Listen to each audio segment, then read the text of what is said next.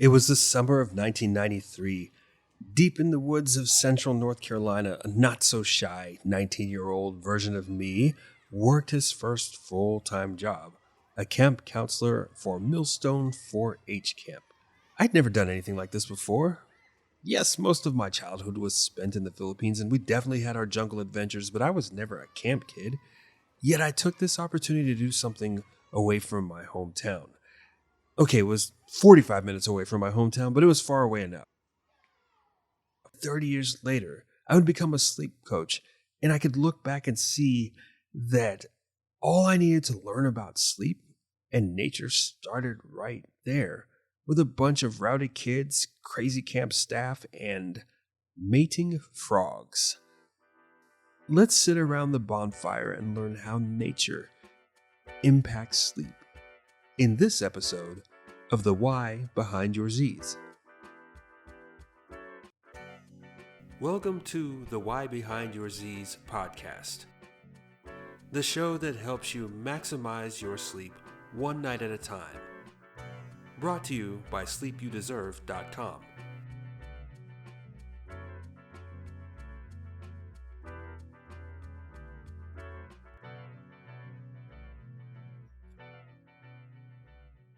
Welcome to this episode of The Why Behind Your Z's. I am your host, Paul Bright, certified sleep science coach, United States Air Force veteran, and former camp counselor and team building instructor and program director of Millstone 4-H camp. I want to talk to you about my time there at Millstone and how I didn't realize it at the time, but all I need to know about nature and its relationship to sleep started that summer of 1993. Now, Millstone wasn't too far from Rockingham, North Carolina. Millstone, however, is set on the edge of 365 acres of woods a few miles from there. And I signed up for this job because it was something different. I didn't want to do anything else in my hometown. It was a windy drive to Millstone, and I truly felt like I was away from everything once I got there. Millstone's cabins were built in the 30s and had the most minimal of upgrades to them. The lighting barely worked. I mean, it was truly rustic, and yet it was such a fertile ground for learning. Not just the kids, but the staff, myself included. And we all strive to plant seeds of learning and growth in each kid that came through in hopes that all the good things would come to fruition once they became adults. Yet there were some fundamental lessons and seeds about sleep that I picked up while I worked there. So let's talk about nature and how it affects the body. So something I'd never heard of until I started working at Millstone was attention deficit disorder with hyperactivity. Yes, kids can be energetic. I was an energetic kid, and some kids might be hyper now and then, but I'd never heard of a kid that could have that much energy and trouble focusing 25/8.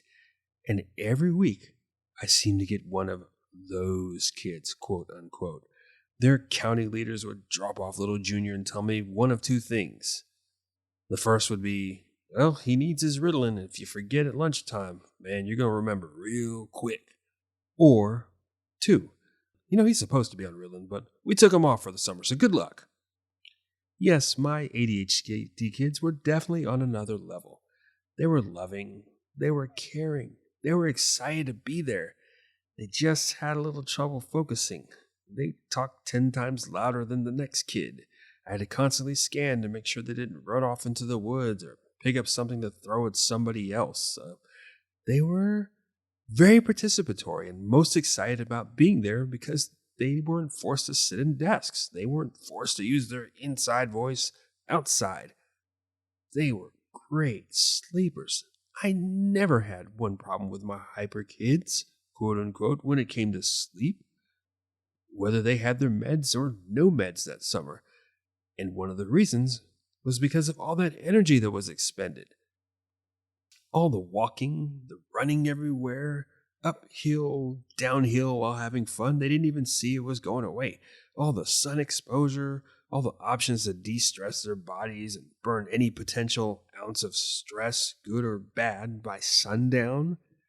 They had their dinner around 5 and a few more activities and then some winding down before hitting the sack between 8:30 and 9. And they would be the first ones to knock out. They slept better than any kid. No late night wake ups or trying to keep everyone else up. But I guess when you're up all day, outside and constantly moving and having a good time, hitting that bunk for the first time since you woke up will definitely knock you out. Those were the early seeds about how nature affects the body when it comes to sleep. Staying active and having fun outside helps you sleep well at night. It's all that natural oxygen, and you're using up all the naturally produced cortisol in your body. And walking everywhere ensures that circulation to all the parts so that your restorative regrowth and repair hormones can flow through every vein head to toe once you go to bed. Now let's talk about nature and nutrition. Yes, it was woodsy out there, but playing in the fields and going to the swimming pool and then canoeing at the lake all put kids directly into that sunlight, which promoted vitamin D production. And as you know by now, that helps in creating serotonin, which promotes a calm mood. And it also leads to melatonin production, which secretes in your body after the sun disappears from the horizon. While I can't say that every camp meal was chock full of healthy nutrients, there were plenty of cereals and milk fortified with vitamins and we had fresh produce with lunch and dinner. The kids got all their vitamins and heaps of natural vitamin D every day at camp. And we know now that all those nutrients help build up those sleep promoting hormones. As for the bedroom lessons I learned, did I mention that Millstone was deep in the woods? That also means that when the sun went down, it was dark. Very dark. During one of my first nights there during the training week, some of us thought it'd be fun to watch Friday the 13th. We didn't have cable. Just an old VHS player and a small TV in the staff house. And of course, we're college dudes. We're playing hard, and laughing at the movie instead of being scared. But when it was over, I got the heebie-jeebies because the sun was setting and had to walk down the hill and into the cabins where we barely had any artificial lighting. It also didn't help that our lake had very dark soil, and so any light reflecting on it made it look kind of crystal, just like Crystal Lake from Friday the 13th. I was happy to get in my cabin and turn on that 40-watt light bulb. The first few nights I did this, I didn't sleep so well. But once I got used to the darkness, I welcomed it. I welcomed the crickets and the cicadas and the mating frogs. Yeah, at least 1 week during each summer, there would be hundreds of frogs coming out to hook up. They would croak so loud to attract that special someone. Yet it was a beautiful chorus after a while, sort of like white noise that drowned out everything else. By week 3, my cabin was the best place I'd ever slept in my life up to that point. That gentle night air, near total darkness, and white noise from the animals created a blanket of calm from 9 p.m. to 6 a.m. As for the mind space, now I talked about how my ADHD kids had no problem sleeping at night.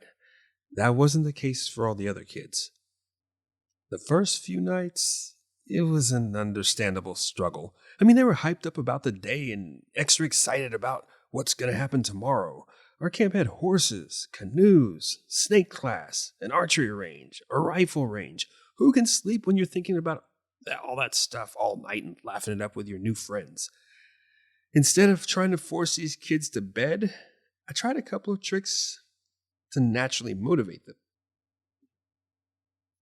The first was talking about tomorrow's schedule. Right after dinner, before they hit the showers, I let them know what classes were coming up and what fun things were going to happen and what time it all started. And they would get all excited and make all their plans, just after dinner, just after the showers, just as they're getting dressed. So they got a chance to talk it all out.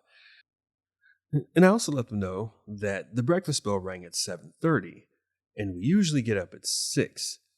But there's a few things we can do before we have some extra fun.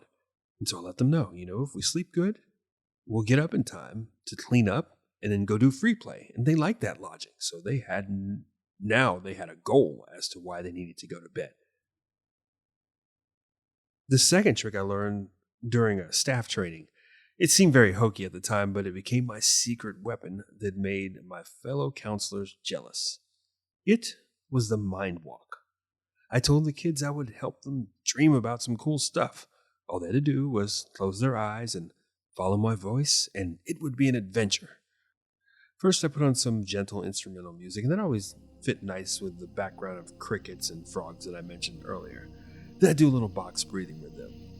In through the nose, hold it, and exhale through the mouth. And just do that a few times, and then from there I would tell them to imagine they were floating out of their cabin bunk and into the sky and transform them into any bird they wanted to be.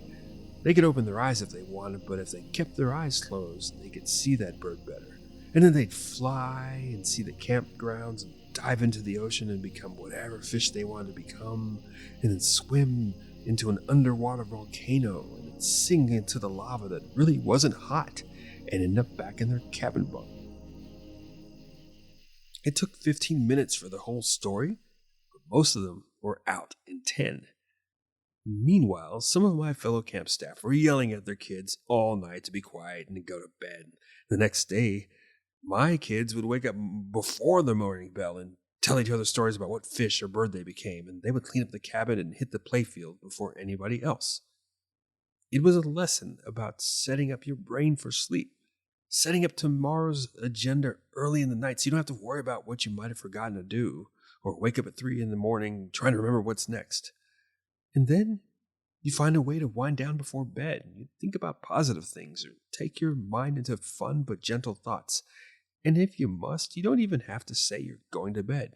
You can just call it mind walk time. As you can see, summer camp planted a lot of seeds in me about restorative sleep, and it took a while, but eventually they grew into fruition. I'm here today as a survivor of multiple sleep disorders, born out of life stressors and physical challenge and my time in the military. Yet the key to resetting my sleep, making it more restorative and adding to the quality of my life points back not just to summer camp, but nature and all that it had to teach me while I worked there. And my hope is that from my show so far, you've gained at least one thing. The one thing is that all the tools to improve your sleep are in you. You have the strength, and now you have more knowledge on how to use it. And I would like to close this season with a quote you can find at Millstone. And the quote reads, "You will leave this place a different person. We hope you leave here a better person." And I hope for every extra minute of sleep that you get from listening to my show and putting everything you've learned into work, it's that you wake up a better person. Until next season.